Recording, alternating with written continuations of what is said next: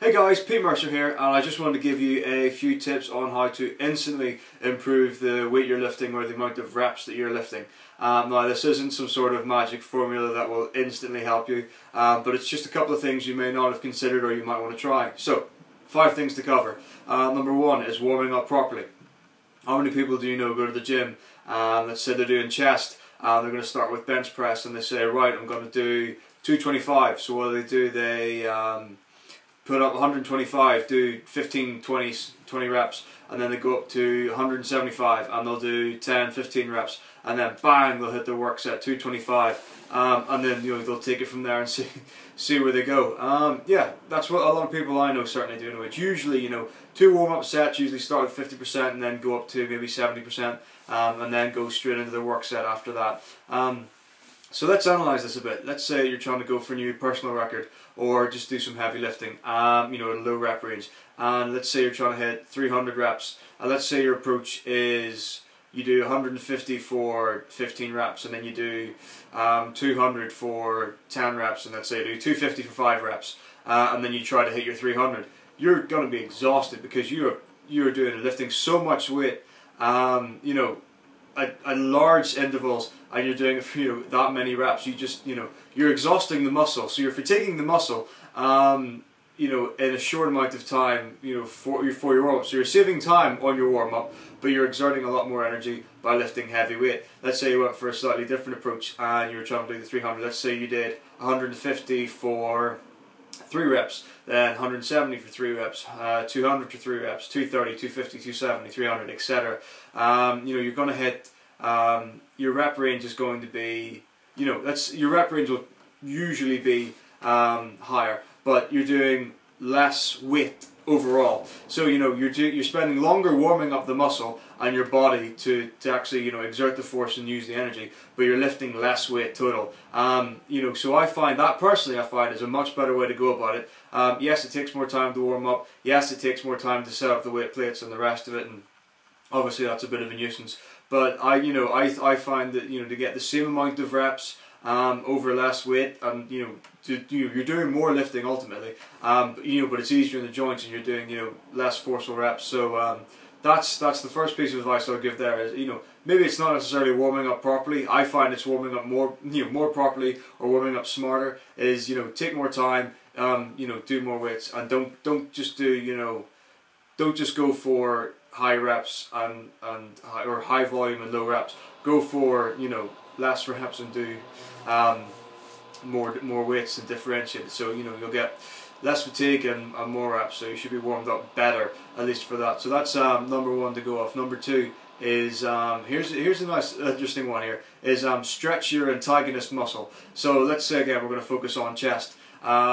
Stretch out your back and your lats before you're doing your lifts. Now obviously I would recommend doing stretching through the whole body before you actually start doing your work set. But for a lot of people who don't stretch or don't want to stretch, this is just a little tip that you can use and see if it works for you. So if you're going to do that, work the antagonist or the opposite muscle. So you're lifting chest, stretch your back, stretch your lats out, and that will activate some short-term muscle fibers, and twitch action in your back that will help when you're lifting, for the opposite movement.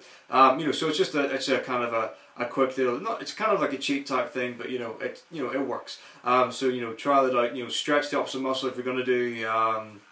That's really the obvious one. If you're doing chest to your back, doing back to your chest. If you're doing legs, I don't know, stretch your legs or whatever. But it's just something to try. I'm sure there are more uses for that than I could think. If you're doing your shoulder press, maybe do your legs as well.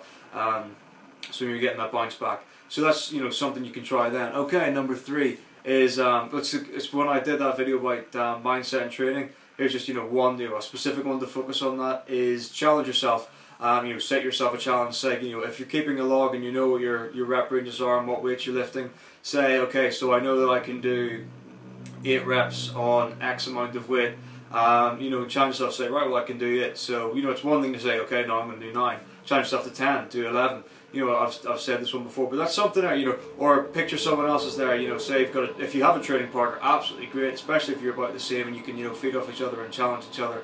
But you know, you see someone do the same rep range in the same way you can do, say, right, well I can do that, I'm better, but you know, better considerably. And then as again goes, you know, visualization, things like that there. So that's a good one to do, is you know, mentally challenge yourself, fire yourself up, and do more than you think you can. Okay, number 4 is another one for mindset, which is thinking about opposites. So this kind of thing works. It's a really interesting one to do. So right, we'll go back to chest. This really mostly works for push-pull movements, but you know, I suppose it can probably work for others if you can get your mind around it. So let's say, you know, number 1, go for chest press. Generally, the mindset is that you're pushing the bar away from your body, and then you know, you're letting it come back to you. So when we're doing opposites, you want to think about it. So instead of pushing the bar away, you're pushing yourself away from the bar. Likewise, if you're doing pulls, pulling towards yourself instead of pulling the weight towards you. Or instead of, let's say you're doing pull-ups, instead of pulling yourself up to the bar, you're pulling the bar down to you. If you're doing rows, instead of pulling the weight up to you, you're pulling yourself down to the weight. It's kind of, you know, tricky mindset kind of thing. Same with, let's say you're doing squats, instead of, you know, squatting the floor and pushing yourself up, imagine pushing yourself down through the floor kind of thing. You know, there's a really good quote somewhere about one guy who does deadlifts. It's not that he's lifting the weight, it's that he's pushing through the ground. You know, that kind of thing. So that's an interesting one to try, because you know, there's some sort of cognitive subconscious type thing which you know, kind of, you know, you're wary of doing, because let's be honest, if you're putting a heavy weight and you're lifting it right above your body, if that drops, you're going to get hurt. So there's a subconscious mindset there, no matter how determined you are. You know, something will say, hang on, maybe this isn't going to work. You know, it's a possible thing. So it's, you know, that's just a different way of looking at it, and that's a really interesting one to try. You know, especially for your lifts, for leg lifts, if you're doing squats or you're doing deadlifts. You know, instead of thinking pulling the weight, because that'll put more stress and tension on your arms and your back. Think, you know, you're pushing through the ground. That'll help you with your legs as well. So that's a nifty one to try. So, you know, there's another one, and the last one is, if I can read it, what is it? Dominance, right. This is a really weird one, or a really interesting one that I've only recently come across and tried a couple of times. So, you know, something you might want to think about and try and see if it works for you. But when it comes to your last couple of reps in a set, and you know, you're thinking, maybe I'm not going to, let's say you're halfway through the rep and you're not sure if you're going to be able to get it fully up or whatever, try this and focus on your dominant arm or your dominant leg or your dominant hand or whatever it is. So, you know, if you're doing chest, and you're left-handed like I am, which most people are, but whatever. You know, think about you. So your arms, you're not quite fully extended. Start focusing on your dominant arm and just keep pushing on it, and that might help a bit. I know sometimes it works, sometimes it might not. I don't know anyone who really tries it. I just read it somewhere and thought, oh, I'll give it a go and see. You know, and I've had a bit of success with it, so something you can try. If nothing else, it's something to think about. But yeah, that one actually, that's worked a few times. So, because obviously, I mean, you know, if you try to, you know, put some logic towards it, you know, your stronger arm is obviously going to be able to lift better than the other. If you're doing parallel movements where you're using both arms, both legs, you know, obviously your left could, or if you're left-handed or left-legged, you can do that one slightly more, slightly harder than the other one. And if you focus on that one, that might bring the other one up. I don't really know how the logic works. It might just be one of these kind of subconscious twitch things that might work. But that's another one that I would say try. So there are, you know, 5 things that you might want to consider. Like I said, it's not a miracle cure. It's not this, you know, arcane force that happens. It's generally to do with, you know, good preparation and having a good mindset. So those are the 5 things I recommend, is, you know, warm up properly or warm up smarter, stretch your opposite muscles. I recommend stretch everything. Do myofascial or facial release, whatever you want to call it.